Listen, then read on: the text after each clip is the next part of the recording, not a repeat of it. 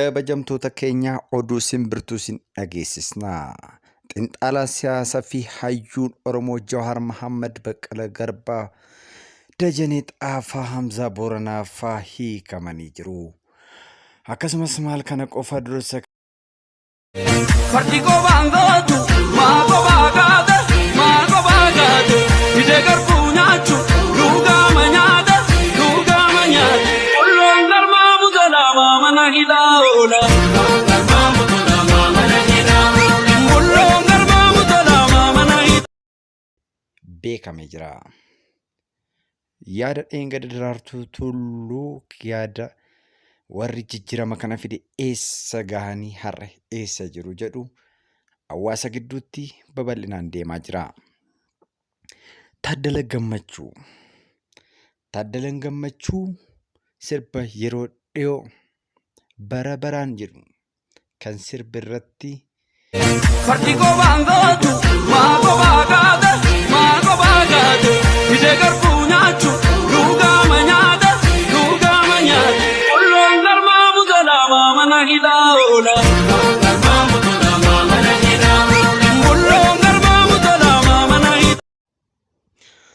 kabajamtoota keenya warreen gaazexeessota keessaa sadarkaa Mallas Dirribsaa gadhiifamanii jiru. Akkasumas Dajanee Xaafaa akkasumas eegdota Jawaar Mohaammed kan ta'an Guumaa akkasumas Taamiraat hundi isaaniitu akka bahan gamanumaan maddeen nu ibsanii jiru. Guutumaan guututti bahuu isaanii beekamee jira. Baga gammaddan isiniin jenna. Baga gammanne. Fartiko bangotu, mago bagada, mago bagada. Ide garpunyachu, luga manyada. Ullon garma mudala mana hidaola. Ullon garma mudala mana hidaola. Yaadoliin jiran kana fakkaatu akkuma gidduu kana warreen mootummaa fi akkasumas hawaasni Oromoo bebeekamuuf irratti haasa'aa turan mariin akka biyyoolessaatti akka godhamu hin beekama. Kanumaan daraartuu faanillee dheengadda yaada kaasanii namoota hedduutu asirratti kaasee yaadni kaasee kaleessa warri wal jala garagales ta'ee marii kanarratti argameetu yaada hedduu kakkaasanii jiru. Yaa ta'u malee dhaggeeffattoota keenya ammas baga gammaddan isin jenna. Gammachuun keenya guutuu miti. Maaliif yoo jettan warreen deeggartoota yookiin akkasumas warreen paartilee siyaasaa abaa'uu akka hin hiikamin hin beekamu. Mee yaada isaanii immoo walitti qabannee tokko walitti deebinu ta'a. Meeqadhaan waliin tura. Fartiko bangotu, mago bagada, mago bagada. Ide garpunyachu, luga manyada. Ullon garma mudala mana hidaola.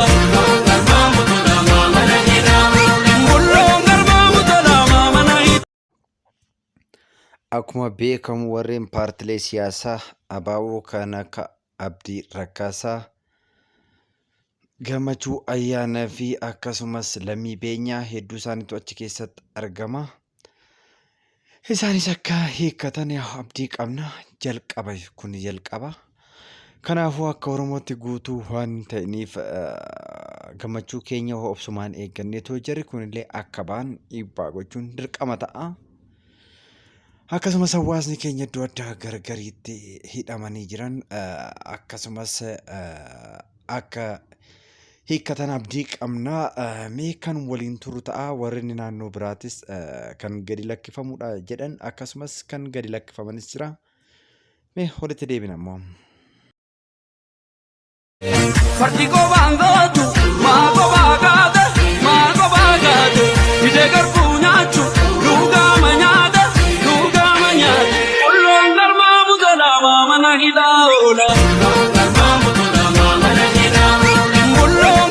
mudala mana hidaola.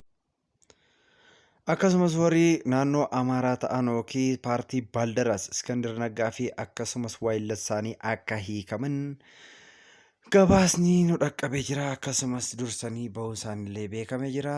Alaabaa isaanii lummuxxii uffatanii toobata kana adda addaallee akkas deemanii waaqa isaanii hoo kadhatan argina. Isaanis bahanii jiru. Maal kana qofa warroonni siyaasaa warroonni guguddaa ta'an warroota paartilee siyaasaa keessaa yeroo rakkoo isaanii hidhaman isaanis akka hiikaman maqaa isaanii bahee jira.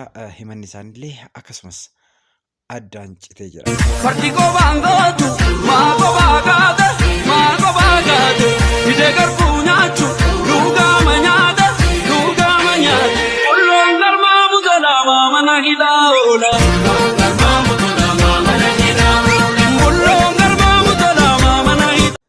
Kabajamtoota fi hordoftoota keenyaa xiinxalaa fi akkasumas nama beekamaa siyaasa biyya Afrikaa kan akka addunyaa kanatti illee raase Jawaar Mohaammed yaadaamii qabatee baalaata.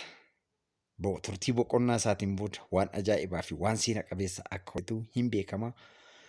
Akkasumas Hamzaa Adaanaa akka Baqqalee Garbaa, Dajanee Xaafaa hundi isaaniitu waan addaa hojjetu. Eegumsi isaallee akka itti cimetti akka itti fufu abdii qabna. Seenaa gootota darbanii deebisanii akka galmeessisan akkasumas ijoollee Oromoo seena qabeettii fi jajjabduu ta'uu isaaniillee kan biyya kanatti argisiisan nama ajaa'iba.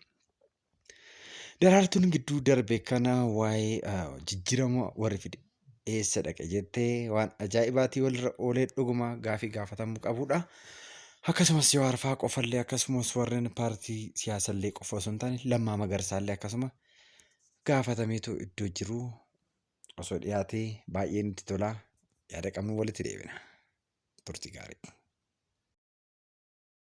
Fardi kophaan gootu maa kophaa kaate maa kophaa kaate hidhee garbuu nyaachu dhugaama nyaata qulloon galmaa. Araara biyyaa keessatti Jawaar Mohaammed fa'aa araara guddaa waan babbareeda galmeessu jedhamee eegamaa jira. Namni cimaan kun seenaa akka hojjetu abdii qabna. Lammaa Magarsaa fa'aallee irratti argamuu hin oolan jenneetoo eegaa jirra. Akkasumas kan akka Taaddalee Gammachuu fa'aa gidduu darbe Oromiyaan biyya jedheetoo BBC irratti keessummaa ture sagantaa ajaa'ibaa dabarsee jira. Taaddalee Gammachuu akkasumas sirba isaa bara baraan jedhu irratti waan ajaa'ibaati. Albamni isaa guutuun yeroo dhiyootti ni gadhiifama. Galata qabdu kan akka Taaddalee Gammachuu bara caalaa bultumee fi namoonni adda addaa alaabaa Itoophiyaa faarsanii kuulummuxxii baatee abbush bu'aa afaan bu'aa baanitti Taaddalee Gammachuu waan ajaa'ibaa hojjetee galatoomi. Oromiyaan naannoodha jedhe dhugaadha. Abbaan barbaade waan barbaade hafu jedhe. Seenaan guyyuma guyyaan galmaa jiru namoonni hafaanis itti aananii kan hiikaman ta'uu sagantaa biraatiin walitti deebinaa. Fayyaa ta'a. Galatoomaa ulfaadhaadhaa. Baga gammaddan gammanneerraa gammachuu cimaadha. Warri mana hidhaatiis baatan baga hiikattanii warri mana hidhaatti haftan maatiin keessan hafillee ni hiikkatu. Rabbi isiniif haa hiiku nuuf haa hiiku jenna. Yeroo gaarii isiniin jenna ulfaadhaa. YouTube Roobaa Shoo like subscribe gochuu hin dagatinaa. Nagaan tura. Fayyaa ta'a.